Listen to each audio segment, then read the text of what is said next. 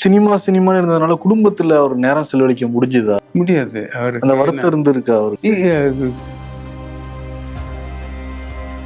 அவருக்கு அவன் இறப்ப அவரால் தாங்கிக்க முடியல சார். அதுக்கு பின்னாடிதான் அவரோட உடம்பு அப்படியே சீனிச்சு போச்சு. அவரால் ஏத்துக்க முடியல. அபிஷியல்ஸ் எல்லாமே அங்க போர்க்கால அடிப்படையில் அங்க வேலை நடந்து சிஎம் இவ்வளவு தூரம் பண்ணுவார் நான் சத்தியமா எதிர்பார்க்கவே இல்லை. மிகப்பெரிய மிராக்கல் பண்ணி விட்டாங்க அவங்க. ஆனா இதுல உங்களுக்கு குளிர் காயிறீங்க. அதாவது எரியிற வீட்டுல குளிர் காயறது எப்படி இருக்கும்? எவ்வளவு வேதனையில உட்காந்துருக்குங்க. அதை ஹைலைட் பண்ணி கொண்டு போயிட்டு நீங்க எவ்வளவு டேமேஜ் பண்ணிட்டாங்க, அசிங்கப்பட்டுட்டாங்க. அதை எப்படி சொல்றேன்னு எனக்கு தெரியல. ரொம்ப மனசு கஷ்டமா இருக்கு. ரொம்ப ஊனப்படுத்திட்டாங்க எல்லாரும். சமையல் எண்ணெய் மற்றும் உணவுப் பொருள் ஏற்றுமதியில் 20 ஆண்டு கால அனுபவம் பெற்ற ஸ்டார் எக்ஸ்போர்ட் ஹவுஸ் கயல் ஆக்ரோ ஃபுட்ஸ். முதல் மரியாதை படம் அவருடைய சொந்த படம். நீங்க சிவாஜி கணேசன் சார் நடிக்க வச்சிருந்தாரு. அந்த அனுபவத்தை பத்தி சொல்லுங்க. அந்த அனுபவம் அந்த நேரத்துல நான் மருதானின்னு ஒரு படம் எடுத்துட்டு இருந்தேன். நான் திருச்சியில இருந்தேன். பட் மேக்சிமம் அங்கேயும் போவேன், இங்கேயும் வந்துருப்பேன். நான் ராமராஜன் டைரக்ஷன்ல என்னோட சொந்த படம் எடுத்துட்டு இருந்தேன். அந்த படத்துல இருக்கிற காமெடி நடிகர்கள் அது கவுண்டமணி, செந்தில், ஜனகராஜ், அப்புறமா குள்ளமணிலேருந்து எல்லாரும், எஸ் சந்திரன், அவ்வளோ பேரும் போட்டிருந்தேன். படத்தும் பாண்டியன் ஹீரோ, இது சோபனா ஹீரோயினா, சுலக்ஷனா, இவங்கெல்லாம் நடிச்சிருந்தாங்க. அந்த படத்துல நான் இங்க இருந்தேன் அந்த இதுல. ஆனாலும் சில விஷயங்கள் அப்பப்போ கேள்விப்படுவேன். திரும்ப இந்த எங்க ஷூட்டிங் இல்லாத நேரத்தில் அந்த ஷூட்டிங் அட்டன் பண்ணுவேன். அதுல ஒரே ஒரு சின்ன ஃபர்ஸ்ட் டே ஷூட்டிங் ஒரு மலை மேல, ஒரு குன்று மேல ஒரு கோயில், அங்க அசம்பிள் பண்றாரு. பண்ணி அங்க ஷூட் பண்ணலாம் அப்படின்ற மாதிரி இவர் லொக்கேஷன் இது பண்ணிட்டாரு. எல்லாருக்கும் சொல்லிட்டாரு. ராஜா அன்னைக்கு தான் ஃபர்ஸ்ட் டே ஷூட்டிங். சிவாஜி அண்ணன் காலையில் அவருக்கும் தெரியுமா உங்களுக்கு, 5 மணி 6 மணி ஷூட்டிங்னா 5 மணிக்கு ரெடியாகி உட்காந்து அப்படியே போய் ஒரு 1/2 மணி நேரம் முன்னாடி போய் உட்காந்துருவார். அது மாதிரி இவர் 6 மணிக்கு எல்லாரும் அசம்பிள் ஆகலாம் அப்படின்னு இவரும் வந்துட்டார். 5:45 வந்துட்டாரு. இவர் லொக்கேஷனுக்கு இருந்தவர் இன்னொரு லொக்கேஷன் யாரோ சொல்லியிருக்காங்க, இது நல்லா இருக்கும் சார், அது கொஞ்சம் கூட நீங்கள் பாருங்க ஏதாவது தோணிக்கலாம் அப்படின்னு. இவர் போய் அந்த இதுக்கு வர்றதுக்கு இவர் கொஞ்சம் டைம் ஆச்சு. 6 ஆயிடுச்சு அந்த லொக்கேஷன் பார்த்து வரணும். இவர் சொல்லார் சிவாஜி, ராஜா நான் 5:45 வந்துட்டேன்ப்பா. நான் 6 மணி கால்ச்சிட்டு சொன்னேன். அதாவது அவர் லேட்டா வந்தாரு, குத்தனர். நான் 5:45 வந்துட்டேன், என் மேல தப்பு இல்லப்பா அப்படின்னாரு. ஆனா என்ன சாரி என்ன இல்லைன்னா, நான் ஒண்ணுதான் சொல்லலப்பா, நான் வந்துக்கிட்டேன் அப்படின்றது மட்டும் சொல்றேன் அப்படின்னாரு. சரி அப்படின்ட்டு. ஆனா என்னண்ணே இது விக்கு வச்சிருக்கீங்களா? ஆமாப்பா. வேண்டாண்ணே, வீக் வேண்டாம், ஒரு ஒரிஜினல் முடி ரொம்ப சூப்பராக இருக்கு அப்படின்ட்டு விக்கெட் விக்கெட் எடுத்துருங்க அப்படின்னு தலை அப்படி. ஆனால் அருமையாக இருக்குண்ணே அப்படின்ட்டு. மேக்கப் போட்டிருக்கீங்களா அப்படின்னு. ஏப்பா மேக்கப் போடவில்லை? இல்லைண்ணே மேக்கப்பே போடக்கூடாதுண்ணே, மேக்கப் மேக்கப். இவர் என்னடா மேக்கப் போட மாட்டேன்னு இப்போ வேணான்ற, விக்கு வேணான்ற. ஆனால் இது பண்ணி அயன் பண்ணி போட்டிருக்கீங்க, அதெல்லாம் துவைச்சு எப்படி போடணும் அப்படின்னு கஸ்டமர் கூப்பிட்டு, என்னையா இப்படி ஒரு படம் எடுக்கு. அவருக்கு ரொம்ப ஆச்சரியம், என்ன இப்படி பண்ணுறாங்க, நம்ம இதெல்லாம் அயன் பண்ணி திமிடுக்கா இருக்கணும் அப்படின்னு. இது ஒன்றுமே இல்லை. அப்புறமா நடந்து வந்துட்டு இருக்காரு. ஆனால் காலில் செருப்பு போட்டிருக்கீங்களா? ஏன் அதுவும் போடக்கூடாதா? இல்லைண்ணே இந்த கேரக்டர் செருப்பு போடக்கூடாதுண்ணே. போச்சுடா, அது வேற ஏதாவது நான் சொல்ல, நீ ஒரு தப்பா நினச்சிக்க போடுற. சரி நீ என்ன சொல்ற செய்யறீங்க அப்படின்னு. அந்த மாதிரி அவர் அவ்வளோ பெரிய மனுஷன். இது என்ன அயன் பண்ணி போட வேணான்ற, மேக்கப் போட வேணான்ற, திரும்ப இது வைக்க வேணான்ற, என்னையா அப்படி நீ பாரு, இதானே ஒரிஜினல், நல்லா இருக்கும், ரொம்ப அம்மா இருக்குங்க அப்படின்னு சொல்லி அப்படி பயங்கர ஹிட் இல்ல? ஹிட் ஆனதுக்கு அப்புறம் சிவாஜி சார் படம் பார்த்தாங்க. படம் ஃபர்ஸ்ட் காப்பி போட்டு மேனார் தியேட்டர் தான் படம் போட்டு அந்த ஃபேமிலிக்கு மட்டும் அவங்க வீட்டில் ஒரு குரூப் இருக்கு. அவங்க பார்க்குறாங்க. பார்க்குறபோது என்ன ராசா படம் போட்டிருக்கியா? சரி சரி படம் பார்த்துட்டு படம் பார்த்துட்டு கிளம்பிட்டாரு. கிளம்பினா இந்த பசங்கள்லாம் ரொம்ப பிரமாதமாக இருக்குன்னு சொல்லிட்டு இருக்காங்க. அப்புறம் போனது பின்னாடி ஃபோன் பண்ணி, அண்ணா என்னண்ணே இந்த படம் பார்த்தீங்க ஒன்றும் சொல்லாமல் போயிட்டீங்க அப்படின்னு கேட்குறாரு. அப்போ அவர் படம் பார்த்தேன் எனக்கு புரியலையா அப்படின்னாரு. அண்ணே நல்ல வேலைன்னு உங்களுக்கு புரியாமல் இருக்குதானே எனக்கு சந்தோஷம் அப்படின்னு இவர் பாரு. பசங்கள்லாம் ரொம்ப நல்லா இருக்கு, அற்புதமா இருக்கு படம் அப்படி இப்படின்றாங்க. எனக்கு புரியவே இல்லையா. நல்ல வேலைன்னு அவங்களுக்கு புரிஞ்சிருந்தேன் இந்த படம் ஓடிருக்கேன். புரியாம இருக்கிறது நல்லது. இந்த படம் ஓடுன பின்னாடி என்னையா படம் இவ்வளோ நல்லா ஓடிட்டு இருக்கு அப்படின்னு சொல்லி கேட்டாரு. ஸோ அந்த மாதிரி பசங்கள்ல அவங்க வீட்டில் எல்லாருமே ரொம்ப என்ஜாய் பண்ணியிருக்காங்க. அவரு ராம்குமார் அப்புறம் பிரபு அண்ணன்னா ரொம்ப பிரமாதமாக அண்ணன் என்னென்ன படம் விட்டீங்க சூப்பர்ண்ணே அப்படின்ட்டு. இவருக்கு பிடிக்கல படம். 50 படங்களுக்கு மேல டைரக்ட் பண்ணிருக்காரு சார். அவருக்கு ரொம்ப பிடிச்ச படம் ஏதாவது சொல்லியிருக்காரு அவங்க கிட்ட? அவருக்கு ஒரு மனசுல வந்து நெருக்கமான படம்னா ஏதாவது அவரு முதல் மரியாதை, வேதம் புரியுது, காதல் புரியும், இந்த படங்கள்லாம் அவரால் அவர் மனசுக்கு ரொம்ப டச் பண்ண படங்கள். அந்த 3 படங்கள்ல ரொம்ப பிரமாதமா இது பண்ணாரு. டைரக்ட் பண்ணது உங்களுக்கு ரொம்ப பிடிச்ச படம்னா என்ன படம்? எனக்கு பிடிச்ச படம் வந்து நான் ஆக்சுவலாக எனக்கு வந்து முதல் மரியாதை, வேதம் புரியுது, ரொம்ப காதல் வந்து இது இந்த 3 தான் ரொம்ப பிடிச்ச படம். 3 படங்கள் ரொம்ப பிரமாதமாக ஓடலை, அது வேறு விஷயம். வேதம் புரியுதெல்லாம் ஓடலை, இது காதல் ஓடலை. முதல் மரியாதை நல்லா ஓடிச்சு. ஆனாலும் இந்த 3 படங்களை அடிக்கிறது சூப்பர் படம், கிளாசிக் தான் அது. சினிமான்னு இருந்ததுனால குடும்பத்துல அவர் நேரம் செலவழிக்க முடிஞ்சுதா? முடியாது. அவருக்கு அந்த வருத்தம் இருந்திருக்கு அவருக்கு. குடும்பத்துல செலவழிக்கிறதுன்னா என்ன வர்றது இவருக்கு வெளியில ராத்திரி பகல்னு வேலையா இருக்கு. ஷூட்டிங் இல்லாம அந்த கொஞ்சம் ஃப்ரீயா இருக்கு. அப்போ கொஞ்சம் ஃபேமிலியோட இதை வெளியில போக வர்றது பண்ணுவாரு. ஷூட்டிங் ஆரம்பிச்சிட்டாருன்னா திரும்ப அந்த படம் ரிலீஸ் ஆகிற வரைக்கும் அவரை பிடிக்கவே முடியாது, கஷ்டம். வீட்லயே இருக்க மாட்டாரு. குடும்பத்து கூட நேரம் செலவழிக்க முடியலங்கிற வருத்தம் இருந்ததா? நிச்சயமா இருக்கு. பசங்களெல்லாம் என்னப்பா எங்கேயாவது கூப்பிட்டு போகலாம்னு கேட்பாங்க. போகலாம் நீங்களே போங்க நல்லபடியா, டேய் ஏதாவது போகணும்னு பார்த்துக்கடா அப்படின்றவாரு. ஆனால் அவங்களுக்கு தெரியும் இவருடைய வேலை பொருளில் நிச்சயமா அவரால் இது பண்ண முடியாதுன்னு. அவருடைய இது அப்படியே ஏறி போயிட்டு இருக்கும்போது அவங்களுக்கு என்ன தோணும், சரி ரைட் அவர் வரட்டும், நல்லபடியா வரட்டும், நம்ம வேலை நம்ம வேலையை பார்த்துக்கலாம் அப்படின்னு அவங்க அந்த இதை பத்தி ஃபீலும் பண்ணல வீட்லயும். சரி அவரோட தொழில் பார்த்துட்டு இருக்காரு, அதில் தான் நமக்கு எல்லாமே அப்படிங்கிற போது அவங்க அதை ஃபீல் பண்ணல. அவருக்கும் பாரதி ராஜா சாருக்கும் அவருடைய மகன் மனோஜுக்கும் இருந்த அந்த பாசத்தை பத்தி சொல்லலாம். ஐயோ ஏன் சார், அதாவது அவன் பிறந்த மறுநாளே கமிட்டாரு இல்லையா, அதுக்கு பின்னாடி வரிசையா படங்கள் பூரா இதாகும்போது அவன் மேல இப்ப நானே வந்து அது பிறந்தது கிட்டத்தட்ட ஒரு 5 வயசு வரைக்கும் நான் என் மடியில் அம்மாரில் தான் இது நான் தான் இது பண்ணுவேன்.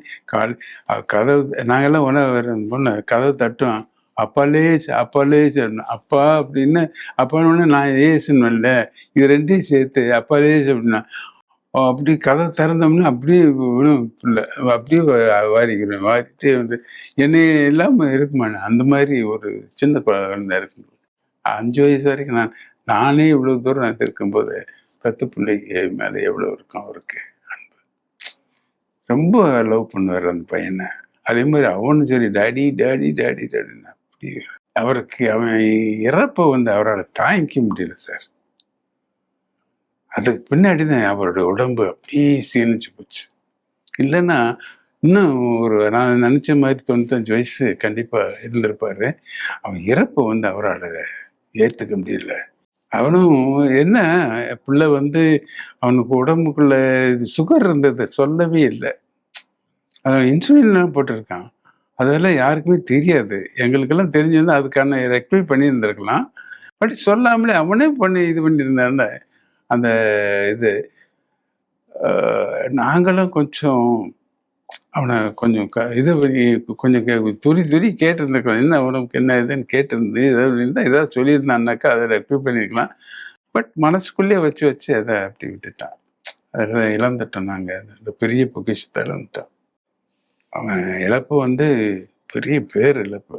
அதுக்கு முன்னாடி அவரை மட்டும் நல்லா இருந்திருந்தான்னா இவர் இன்னும் 100 வயசு இருந்திருப்பார். அதுல இருந்து மீளவே முடியல. கடைசி வரைக்கும் அது அதாவது என்னாலே ஜீர்ணிக்க முடியும்னா அவர் எப்படி இருக்கும், அவருக்கு எப்படி இருக்கும். ரொம்ப உருக்கமான விஷயம். அவரை அவ்வளோதான் எங்களுக்கு கொடுத்து வச்சு அவ்வளோதான் அப்படின்னு ரொம்ப அந்த ஒருவரோட காலகட்டம்ங்கிறது ஒரு கூடியதான் நீங்க இருந்திருப்பீங்க. என்ன சார் சொன்னார் உங்கள்கிட்ட, என்ன சொல்லுவார் அடிக்கடி? பொதுவா மனோஜ் இழப்பை பத்தி, தமிழ் சினிமாவை பத்தி என்ன சொல்லுவார் அந்த காலகட்டத்துல? நான் வந்து அவருக்கு கொஞ்சம் இதாகத்தான் இருப்பேன். அதாவது ஒர்க்கு நேரத்தில் மட்டும் நான் இருப்பேன், பாக்கி நேரம் கொஞ்சம் டிஸ்டர்ப்ஸாக தான் இருப்பேன். ஏன்னா அவருடைய டிஸ்டர்பே பண்ண மாட்டேன் நான் எந்த வித காரணத்தை கொண்டும். அவருடைய இதில் வந்து அவருடைய தாட்டில் வந்து ஏதாவது யோசிச்சுட்டே இருப்பார். எந்த நேரம் அவர் சும்மா இருக்க மாட்டார், ஏதாவது யோசிப்பார். ஒரு இது பார்த்தாருன்னா அதை பற்றி 1008 கணக்கு. அது அந்த மாதிரி இதில் நான் மிக்கலாகவே மாட்டேன். நானும் ஓங்கி இருப்பேன். ஏதாவது முக்கியமான விஷயம்லாம் பேசிட்டு வந்துடுவேன். அதோடு நான் பட் இது ப்ரொடக்ஷன் விஷயமா நான் பேசுவேன் தவிர மற்றபடிக்கு வேற எந்த இதுலையும் நான் கலந்துக்க மாட்டேன், பேச மாட்டேன். அவரோட பேட்டிகள் பல இதை நான் தொடர்ந்து பார்த்துருக்கேன், கேட்டிருக்கேன், படிச்சிருக்கேன். அவர் மரணமே வேண்டாம் அப்படிங்கிற மாதிரி தான் பல பேட்டிகளில் சொல்லியிருக்காரு. இன்னும் கொஞ்ச நாள் உயிரோடு இருக்கணும், இன்னும் நிறைய படைப்புகள் படைக்கணும் அப்படின்ட்டு தான் சொல்லியிருக்காரு. மரணத்தை பத்தி உங்ககிட்ட பேசியிருக்காரா? மரணத்தை பற்றி பேச மாட்டாரு. என்னையா பிறப்புன்னு இருந்தா இறப்புன்னு ஒன்று இருக்கு, அதெல்லாம் விட அது இருக்கிற வரைக்கும் நம்ம நல்லபடியாக சாதிச்சுட்டு போகணும் அப்படின்னுவாரு. இருக்கிற வரைக்கும் எவ்வளோ சாதனை செய்யணும், சாதிக்கலாம் அப்படின்னுவாரு. அவருக்கு என்னன்னா இன்னும் ஒரு இந்த குற்ற பரம்பரையை வந்து படம் பண்ணியிருக்கணும், அதுக்கு அடுத்து ஒரு படம் பண்ணி கடைசி அது எண்டு கார்டு போடலாம் அப்படின்னு நினச்சிருந்தவர். அதால் முடியல. அதை 2 அந்த ஆதங்கன்னு அவருக்கு கடைசி வரைக்கும் இருந்தது. அது எப்படியாவது பண்ணிடலாம் அப்படின்ற ஒரு தாட்டு இருந்தார். என்கிட்ட கூட சொல்லியிருக்காரு, இந்த மாதிரி அடுத்த படம்ல உன்னை நடிகனாக்கிதே தீருவேன், ஏன்னா உனக்கு நான் வேற ஒன்றும் நடிகனா இருக்கேன். ஆக்கியிருந்தேன்னா ஒரு 10-15 வருஷத்துக்கு முன்னாடி நடிகன் ஆக்கியிருந்தேன்னா இன்னைக்கு நீ ஒரு ஆளாக இருப்பேன். சரி, அதில் ஒரு இதாச்சு, இந்த குறையை நான் தீர்த்துறேன் அப்படின்னாரு. அந்த இது முடியல. அந்த படம் 2 பண்ணியிருந்தா ஃபுல்ஃபில் ஆகிட்டு பாரு.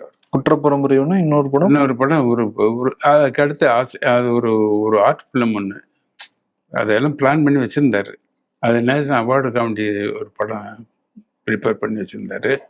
அது ஒன்லி அவார்டு கமிட்டி தான் பண்ணியிருந்தேன். அதை பண்ணி முடிச்சுட்டு என் கார்டு போடலாம் அப்படின்னு நினச்சாரு. அது இல்லை.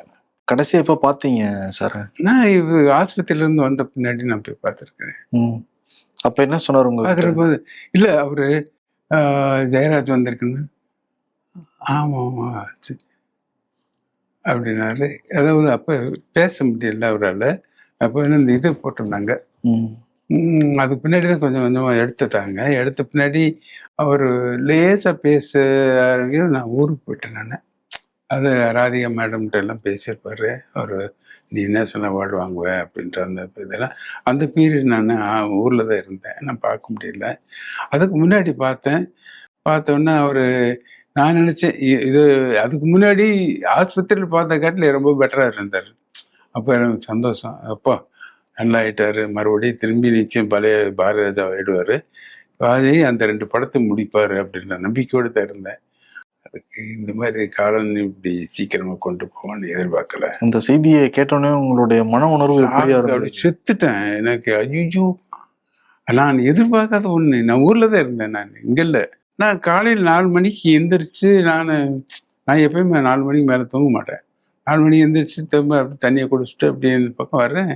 அப்புறம் மணி அடிக்குது, என்ன அப்படின்னு பார்த்தா இந்த மாதிரி தகவல் சொல்றாங்க. அவ்வளோதான், எனக்கு அப்படியே உடஞ்சி விட்டேன். எப்படி இருக்கு எனக்கு காலங்காத்தால, என்னப்பா அப்படின்னு. இந்த மாதிரி என் ஒய்ஃபு நான் மட்டும்தான் இருந்தேன் ஊரில், என் வீட்டில். என்கிட்ட சொன்னோன்னா 2 கதறிச்சு அப்படி என் வீட்டில். ஐயோ என்னடா அந்த நேரத்தில் அது ஏன்னா வெளியில் என்னால் விவரிக்க முடியல. ரொம்ப சங்கடப்பட்டு அடுத்து என்ன செய்யறதுன்னு ஒன்றும் புரியல. எல்லாமே இழந்துட்டேன் டோட்டலாக. அதாவது ஒரு பெரிய இது சகாப்தம் அது போச்சு அப்படின்னா, அதுக்கு பின்னாடி நமக்கு என்ன வாழ்ந்தேன்னா வாழாட்டி என்ன, எல்லாம் அவரை வச்சு தான் நான் வாழ்க்கையை அவரே இல்லைங்கிறத வாழ்க்கையை இழந்து போயிட்டு உட்காந்துருக்கேன்.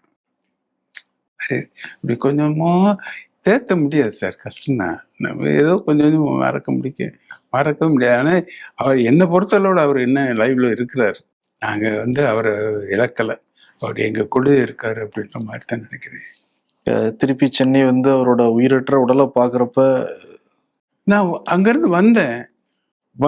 இங்கே பார்க்க முடியல. இங்கே ஏன்னா பாதி வழியில் வர்றேன், நான் விழுப்புரம் வரவேன்ட்டேன். நானும் எம்எஸ்எஸும் ஒரு டாக்ஸியை பிடிச்சி நான் ஓடிடுறேன். வந்தோடனே அங்கே என்ன சொன்னால், திரும்பி மறுபடியும் நான் அங்கே தான் கொண்டு வர்றேன், நீங்கள் ரிட்டர்ன் பேக் தேனி அப்படின்ட்டாங்க. அப்புறம் திரும்பி போகிறேன். அங்கே போயிட்டு அந்த அந்த அந்த இடத்த பார்க்குறேன்.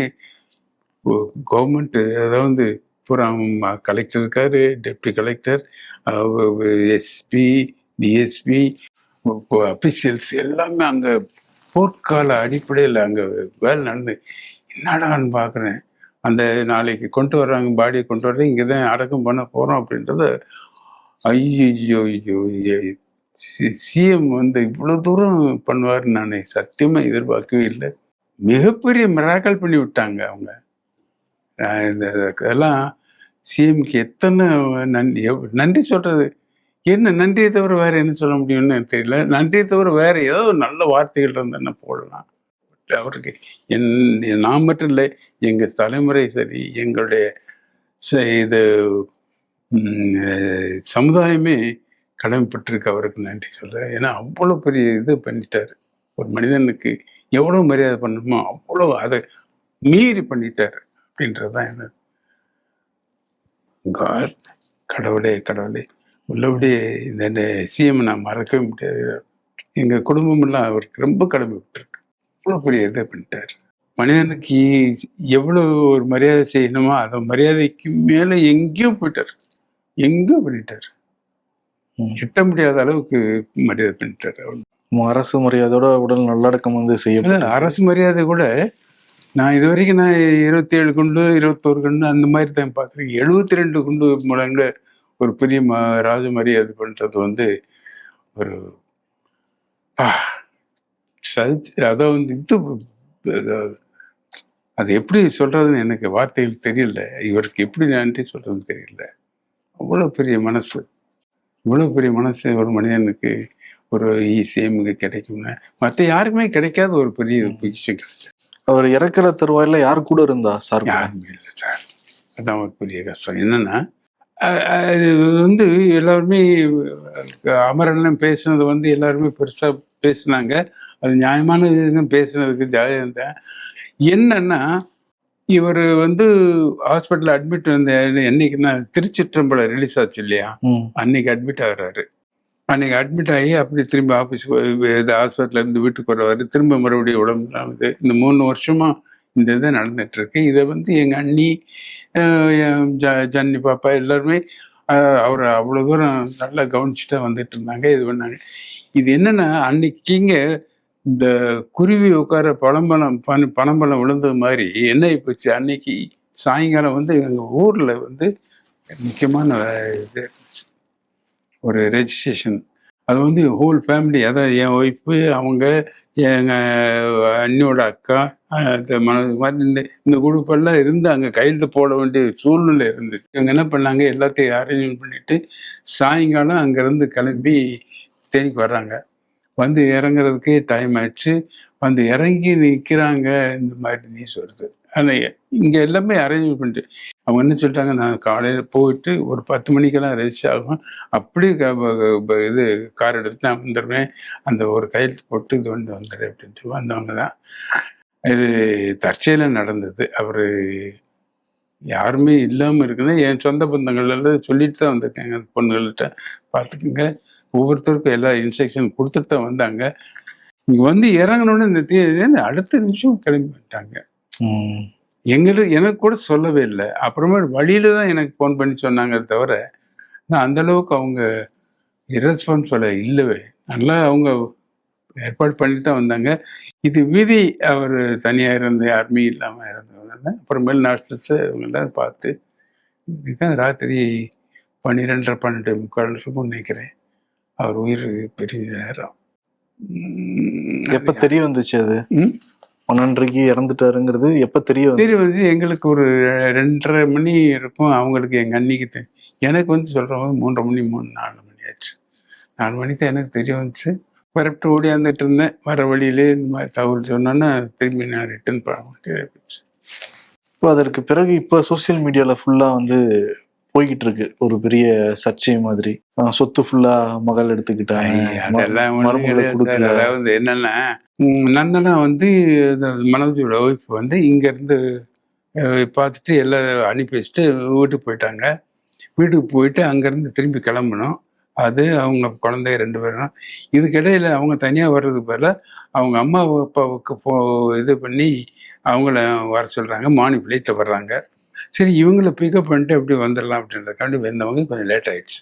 அங்கே நீர்மாலைக்கு 3 மணிக்கு தான் அடக்கம்ன்ற மாதிரி இருந்தது. அது கொஞ்சம் லேட் ஆச்சு. இதுதான் ஒரு சின்ன அவங்களுக்குள்ள ஒரு இதை வந்து பெரிய பூதாகாரமாக பண்ணி, அதாவது இதாகும் சொத்து தகராறு 1000 கோடி ரூபாய்க்கு 5000 கோடி ரூபாய் 100 கோடி ரூபாய் 200 கோடி ரூபாய்க்கு மருமகளும் மகளும் சண்டை. அப்படி எப்படி சார் இது ஒரு சின்ன துக்க வீட்டில் சின்ன சின்ன நடக்கும். இதை வந்து மறைச்சு இது ஒன்று துக்கத்தை தான் நீ இது ஒன்று தவிர மறுபடியும் அந்த வீட்டு என்ன நடக்குது இதை வந்து எல்லாம் பெருசுபடுத்தி இதை வந்து பூதாகரமாக்கி அதை டம்மி பண்ணிட்டு இதை வந்து ஹைலைட் பண்ணீங்கன்னாக்கா இது எந்த ஒரு வகையில் நியாயம்? ஒரு இது வேண்டாமா? சென்ஸே வேண்டாமா? என்னடா ஒரு குடும்பத்தை வந்து இந்த மாதிரி இது பண்ணுறோமே அப்படின்னு ஒரு கொஞ்சம் கூட பச்சதாரமும் இல்லாமல் நீ இப்போ இது பண்ணுறீங்களே, ஒரு நியாயமாக இருக்கா? நீங்கள் ஒரு சேனல் நடத்துகிறீங்க, உங்களுக்காண்டி ஏதோ பண்ணணும் அப்படின்னு பண்ணுறீங்க.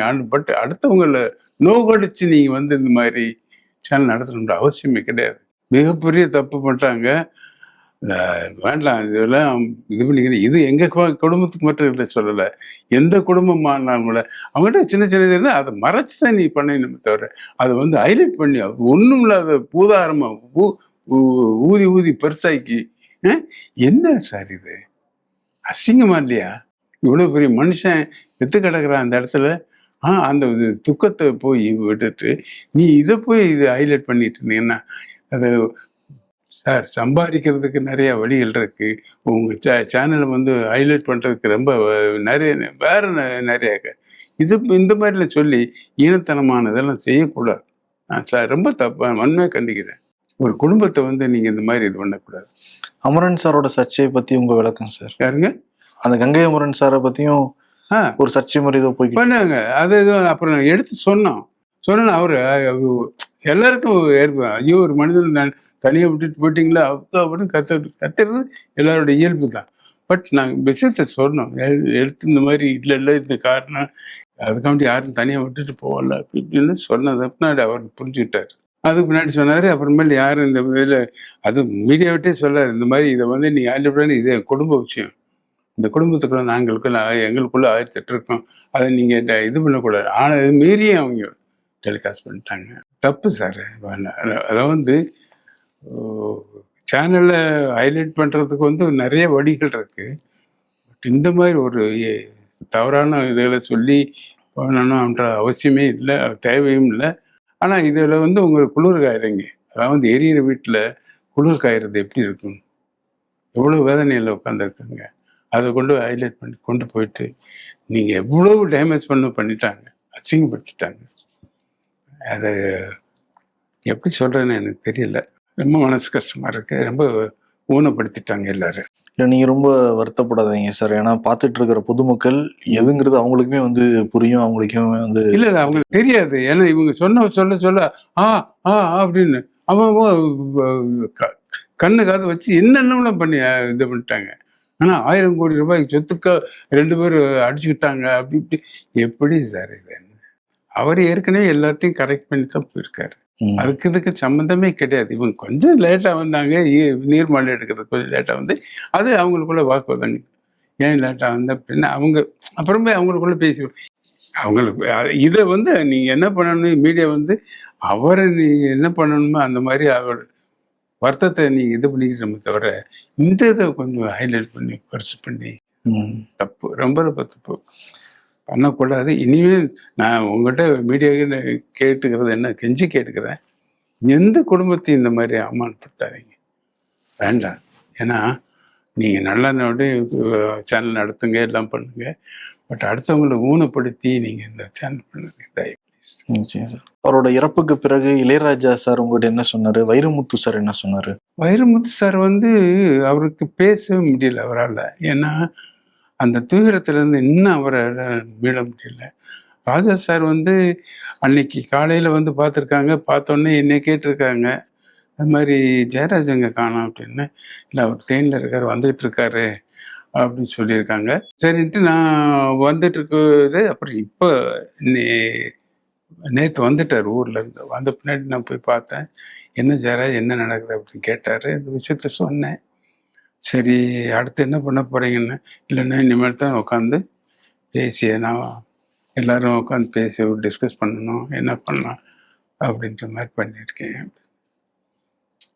அதுதான் கூப்பிட்டு இருந்தாரு, காலையில் பேசினேன், போய் பார்த்துட்டு வந்தேன். ஒரே வரியில பாரதி ராஜா சாரை பத்தி சொல்லணும்னா என்ன சொல்லுவீங்க அவரை பத்தி? மாமனிதன் நம்மகிட்ட இல்லை அப்படின்றத காட்டிலும் மாமனிதன் இன்னும் வாழ்க்கை வாழ்ந்துட்டு இருக்காரு, எங்கூட இருக்காரு. அதனால அவர் எங்களை விட்டு பிரியலை அப்படின்றது மட்டும்தான் எனக்கு தெரியும். எங்களோட இருக்காரு, கண்டிப்பா இருப்பாரு. என் வாழ்நாள் முழுக்க அவர் எங்கூட தான் இருப்பார். அவர் வந்து பிரிஞ்சுட்டாரு அப்படின்னு எல்லாம் நினைச்சாலும் கூட அவரோட ஆத்மா வந்து எங்கூட சுத்திட்டு இருக்கு. வேற ஒன்று, அவருக்கு இறப்பே கிடையாதுங்க. பாரதி ராஜா சாரை பத்தி ரெண்டாவது, அவருடைய படைப்புகள் இருக்கு வரைக்கும் அவருக்கு இறப்பு கிடையாது. படைப்புகள் அதை பார்க்குற வரைக்கும் கண்டிப்பா அவருக்கு இறப்பே இல்லை. நிச்சயம் சார், படைப்பாளிகள் என்னைக்குமே இறக்குறதே இல்லை. பாரதி ராஜா சாரை பத்தி மக்கள் இதை நிச்சயம் தெரிஞ்சுக்கணும்னு என்ன சொல்லுவீங்க மக்கள்கிட்ட? தெரிஞ்சு அவங்களுக்கு ஆல்ரெடி தெரியும் சார், இனிமேல் பற்றி தெரிய வேண்டிய அவசியம் கிடையாது. ஆல்ரெடி எல்லாருக்கும் தெரியும் பாரதிராஜான்னு என்னன்னு. பட்டி தொட்டி ஒரு சின்ன சின்ன கிராமத்துல போய் குழந்தைய கேளுங்க, பாரதிராஜான்னு சொல்லுவோம். அது இயக்குனர் அப்படின்னா பாரதிராஜா, டைரக்டர் அப்படின்னா வேற யாருமே அவங்களுக்கு கண்ணில் பட மாட்டாங்க, தென்னில் பட பாரதிராஜா மட்டும்தாங்க. அதாவது டைரக்டர் வர்றாரு அப்படின்னா வேற பாரதிராஜா அப்படின்னு தான் கேட்பாங்களே தவிர வேற யார் பேரும் வராது சார். டைரக்டர்னா பாரதிராஜா அப்படிதான் இருந்திருக்காரு, அப்படித்தான் வாழ்ந்து போயிட்டு இருக்காரு. புரிஞ்சுட்டிங்களா? அது இப்போ நாங்களே வந்து டைரக்டர் யாரு, பாரதிராஜா தான் டைரக்டர் சொல்றோம். குழந்தைகள் மக்கள் இல்லைங்க உலகம். அதாவது இவ்வளவு தூரம் ஒரு டைரக்டர் வந்து எல்லாரும் பரிச்சயமானவங்க யாருமே இல்லை. இவ்வளவு பெரிய பெரிய டைரக்டர்ஸ் தான், பீம்சியில இருந்து இது ஸ்ரீதர் சார் எல்லாரும் வந்திருக்காங்க, எல்லாம் போயிருக்காங்க. இது வரைக்கும் டைரக்டர்னு சொன்னோம்னா பாரதிராஜா தான் எல்லாரும். இப்போ கிராமங்களில் போய் கேளுங்க, டைரக்டர்னா யார், பாரதிராஜா சாரா அப்படின்னு அப்படித்தான் கேட்பாங்க. ஸோ அந்த அளவுக்கு நான் அவர் பண்ணியிருக்காரு. வேற என்னென்ன ஜனங்கள்லாம் இன்னும் அவங்க இதில் இருந்து துக்கத்தில் மீளாமல் இருப்பாங்க.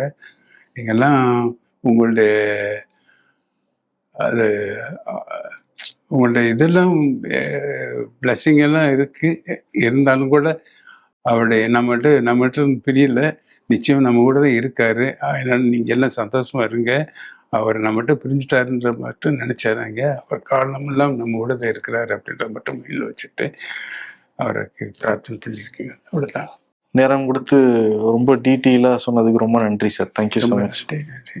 20 ஆண்டுகளாக உலக நாடுகளுக்கு உயர்தர சமையல் எண்ணெய் மற்றும் உணவுப் பொருட்கள் ஏற்றுமதியில் இந்திய அரசின் ஸ்டார் எக்ஸ்போர்ட் ஹவுஸ் அங்கீகாரம் பெற்ற கயல் ஆக்ரோ ஃபுட்ஸ்.